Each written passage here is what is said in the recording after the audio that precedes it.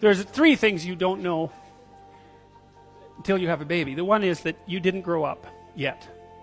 Because you actually don't grow up until someone else is more important than you. You can't. So people think they grow up if they don't have children, but they don't. They just think they do. Now, there are some people who make sacrifices of other sorts, but this is a whole different ball of wax as far as I'm concerned. It's not a very elegant metaphor, but you learn that it's kind of a relief not to be the center of attention. That's cool. That you can sit back. Because, of course, your child in your family and in society is immediately the center of attention. And so, unless you're narcissistic, then you allow that to happen.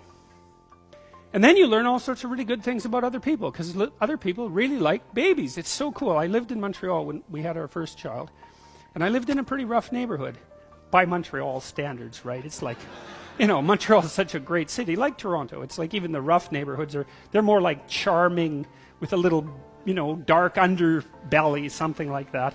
But there were some rough characters in our neighborhood, and it was pretty poor.